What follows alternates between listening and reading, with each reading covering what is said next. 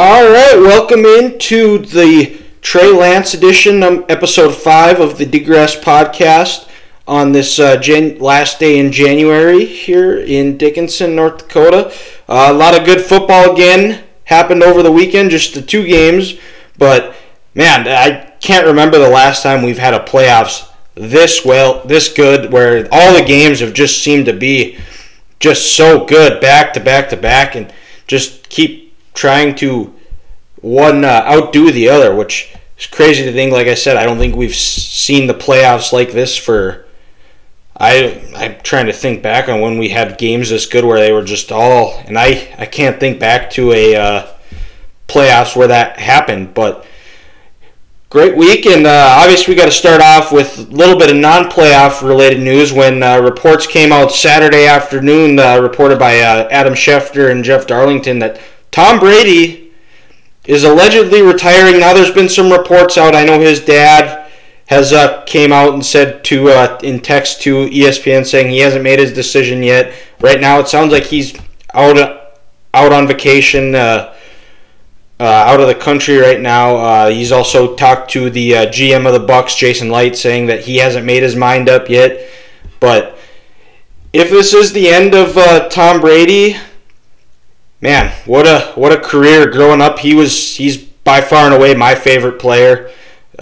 Played just, the underdog role, always just something that, really epitomizes the hey, it doesn't matter how you start or how you got there, but you got there. He never made excuses, never felt sorry for himself, just put his nose to the grindstone and just kept working and ended up being the greatest player of all time. It's hard to really put into words the legacy he had. Personally, I think he should be going into the NFL Hall of Fame this year if this is his last game, but who knows? It's a great career. Not many people can say they've had one of their best seasons at age 44. Realistically, he had probably 3 different Hall of Fame careers in the 2000s, in the 10s, and then in the 20s or end of the 20s. Just an incredible career. Well-deserved retirement. I'm sure it won't be the last we'll ever hear of him, but I'm sure he's going to be doing something, whatever he is. I know TB12 brand probably try to expand that, but who knows? Excited to see what his future brings. I know a lot of it he wants to, I think, spend more time with his family, be with his wife, kids, all of that. And no, I can't blame him. The guy has sacrificed so much, and I think he's just ready for that next chapter of his life, which I'm sure he's going to do great things. So if it is, thank you, Tom, for the last 22 years. It was a great career. I enjoyed watching it every step of the way. You were an inspiration to myself and many others. So thank you. It was a joy. I'm going to be sad to not see you playing next year, but it's a well-deserved retirement. So thank you, Tom. And then now, let's just get into the games. First game of the day, Chiefs, Bengals, and the Cardiac Cats find a way to get it done again. And boy, it did not look pretty going in with the first 28 minutes of the first half, where the Chiefs were just clicking on all cylinders. Bengals were able to get a touchdown at the end and then get a huge stop, and that's really when I think the momentum flipped. Chiefs were not able to get that touchdown. 5 seconds left. It was just poor. It was a poor play call. It was poor execution. It was just lack of football awareness. That's a play that needs to go in the end zone or thrown out of the end zone, so at least where they can get a field goal. 5 seconds left. It's very difficult to even if it is well blocked, there's still a chance. Tyreek Hill could have slipped and fell or anything like that, but they didn't score. It was a great job by the Bengals to make a play and keep them out of the end zone to keep that momentum. And I understand kind of what the Chiefs were doing because they did get the ball going out of the second half. I thought they could have been able to score coming out just by the way the offense was going, but that just turned the game around.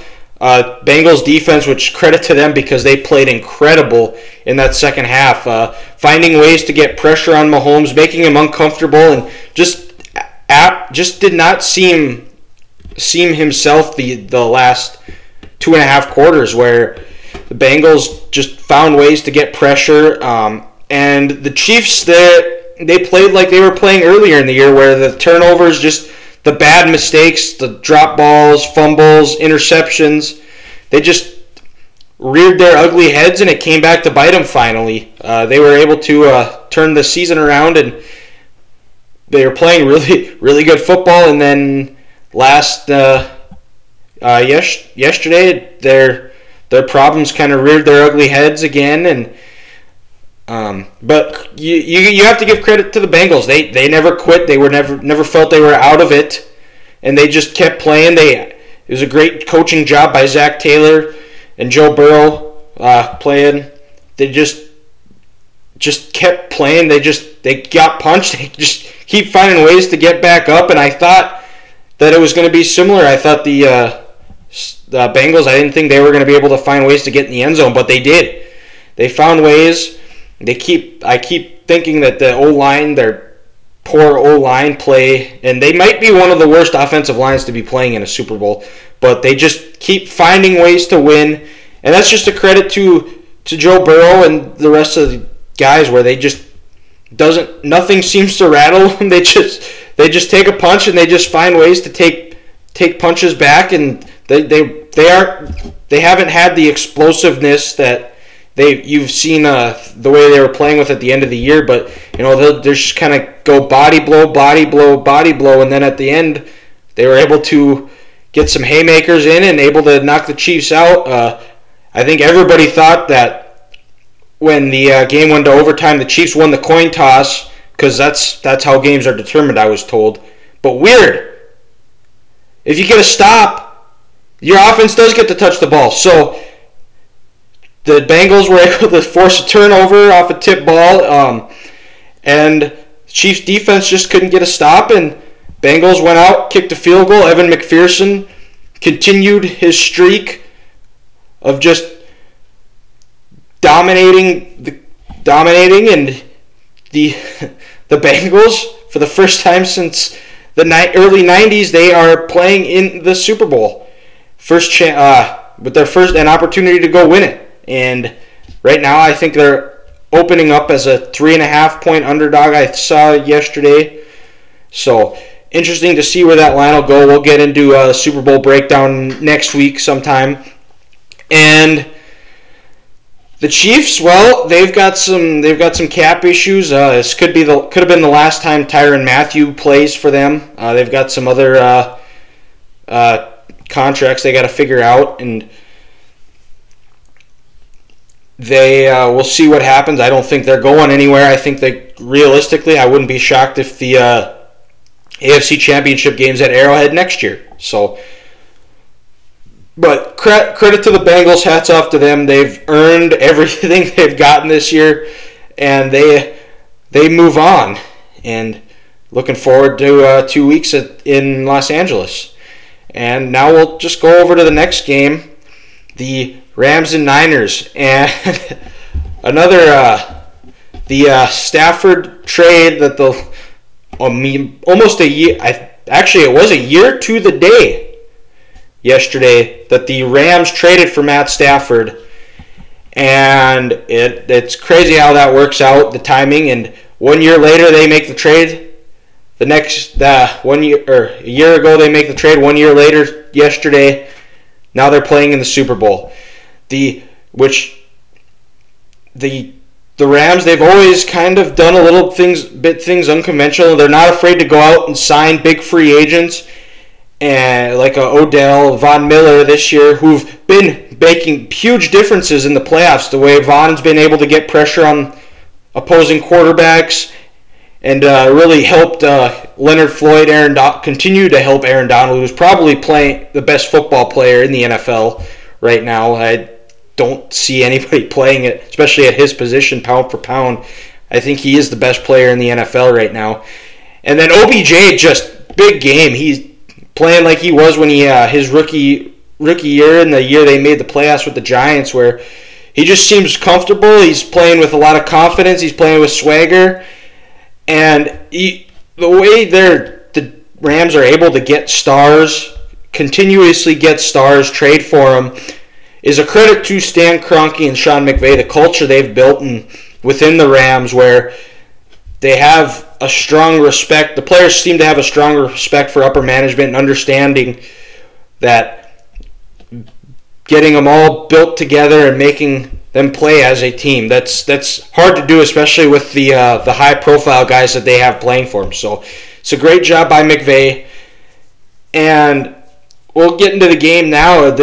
I think it played out the way I thought it was going to. I thought it was going to be low scoring. I thought it was going to be field goals. I think both teams struggled to move the ball. Both of their respective defensive line, the Niners and the Rams, were able to get pressure on both quarterbacks. The Niners were able to get a couple of sacks on Stafford. The Rams didn't get any sacks, but they were able to wreak havoc and force pressure and make Jimmy G uncomfortable, and at the end of the game, the pressure they were able to get forced him into a really bad interception that is probably the last pass Jimmy G is going to throw in a Niners uniform. I think he's going to be playing somewhere else next year. Where? Who knows? It's going to be a different podcast on a different day, but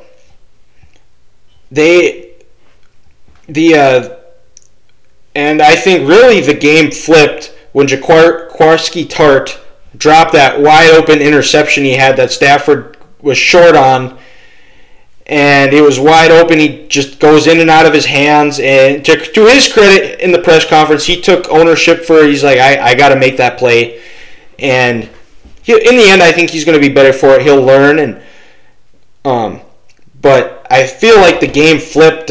Niners were were up 10 at that point, and it kind of just gave new life to the Rams. Gave them a little bit of a jolt of confidence, and they were probably saying, "Hey, let's make them pay for that mistake," and they did. This is the third time now, and Kyle Shanahan did some questionable things. I think on that 4th and 2 after the McVay challenge, which McVay, who's ever telling McVay to do these challenges, I don't think he's going to be the one telling them to challenges, because both of them were just bad. I didn't understand it, and it cost them timeouts.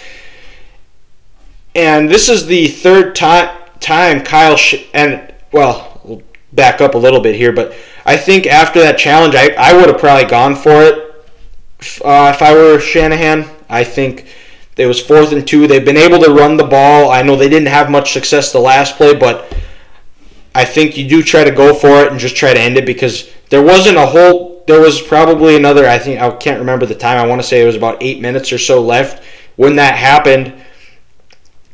And if they are able to get that first down, they're able to take a lot more time off. Maybe they get a field goal or a touchdown. And if they get a touchdown, that game's over. But they didn't. And this is the third time now that Kyle Shanahan, as offensive coordinator or head coach, has blown a 10-point lead in the playoffs. First one was obviously the 28-3 loss to the Patriots in the Super Bowl when he was the offensive coordinator for the Falcons.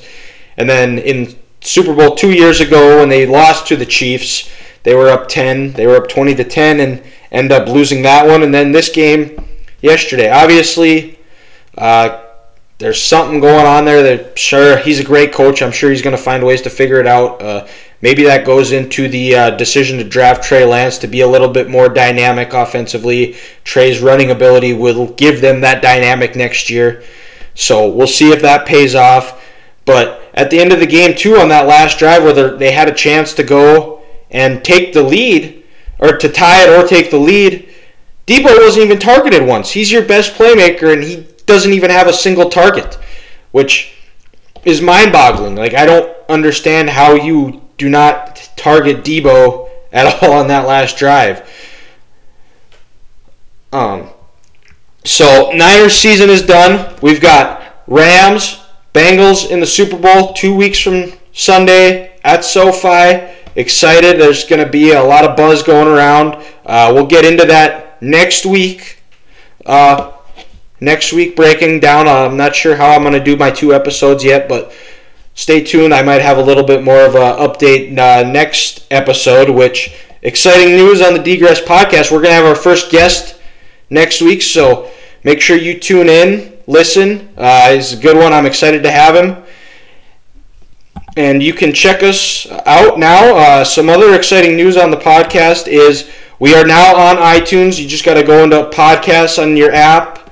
Click search the Gress podcast. Hit the subscribe, like, share. We're also going to start putting them on YouTube.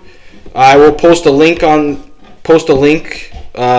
to post it on my the bios. I'll post it on my Twitter at the Gress. So you can get your information. Follow me on Twitter for anything sports related or anything I post. So thank you again for listening to the Gress podcast, and we will see you back here on Thursday.